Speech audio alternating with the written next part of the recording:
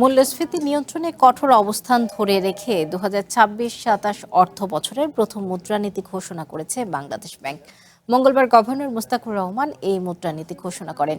তিনি বলেন, বেসরকারি খাতে ঋণ প্রবাহ কমে যাওয়ায় এ মুহূর্তে অর্থনীতির জন্য বড় চ্যালেঞ্জ। ইসলামী ব্যাংক নিয়ে গ্রাহকদের ধৈর্য ধরারও আহ্বান জানান গভর্নর। সাধারণ কথায় মুদ্রানীতি হলো দেশে টাকা, ঋণ ও সুদহার নিয়ন্ত্রণ করে অর্থনীতির গতিপথ নিয়ন্ত্রণ করা। টানা 2 বছর ধরে সংকোচনমূলক মুদ্রানীতি পথে হাঁটছে বাংলাদেশ ব্যাংক। অর্থাৎ ব্যাংক বাজারে টাকার প্রবাহ কমিয়ে মূল্যস্ফীতি নিয়ন্ত্রণের চেষ্টা করছে সরকার। আগের অর্থ বছরের মতোই এবারও রেপো রেট 10% রেখে নীতি সুধার ঘোষণা করেছে কেন্দ্রীয় ব্যাংক।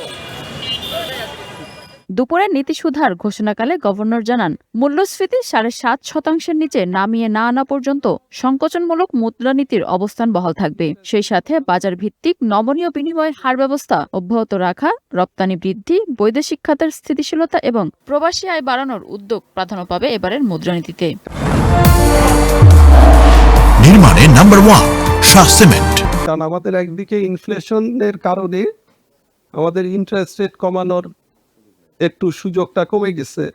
সো আমরা এখন আসলে মার্কেট ম্যানেজমেন্টের মাধ্যমে চেষ্টা করছি যে এটা ইন্টারেস্ট রেটটাকে কিছুটা কমানো যায় কিনা, অর্থাৎ এফিসিয়েন্সি দিয়ে যদি ইন্টারেস্ট রেটটা কমানো যায়। বেসরকারি খাতের শিল্প, কৃষি এবং ক্ষুদ্র, কুটির, মাঝারি উদ্যোক্তাদের জন্য 60,000 কোটি টাকার একটি প্রণোদনা প্যাকেজ ঘোষণা করা হয়েছে।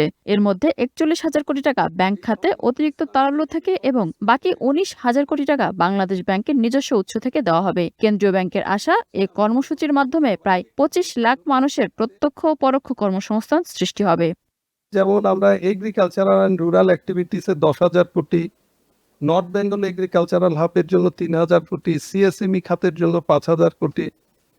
এই যে 41,000-এর মধ্যে 23,000 কোটি কিন্তু মূলত ছোট এবং সারা দেশের জন্য দেওয়া হচ্ছে। এর বাইরে যেটা close industry and service sector এবং এক্সপোর্ট ডাইভার্সিফিকেশনে এইখানে 23,000 কোটি টাকা আছে। এরও একটা অংশ রুরাল এরিয়াতে যাবে। ব্যাংক খাত সংস্কারের অংশ হিসেবে খেলাপি ঋণ কমাতে কঠোর নিরীক্ষা, নতুন ব্যাংক রেজুলেশন আইন 2026, ডিপোজিট প্রোটেকশন আইন, খেলাপি কমাতে ডিস্ট্রেসড অ্যাসেট ম্যানেজমেন্ট আইন চূড়ান্ত করার কাজ চলছে বলে জানান গভর্নর। ইসলামী ব্যাংকের ব্যাপারেও আমার কাছে মনে হয় যে অনেক স্পেকুলেশন অনেক বেশি হচ্ছে। মিনা ফেরদাউস, ওয়ান নিউজ, ঢাকা।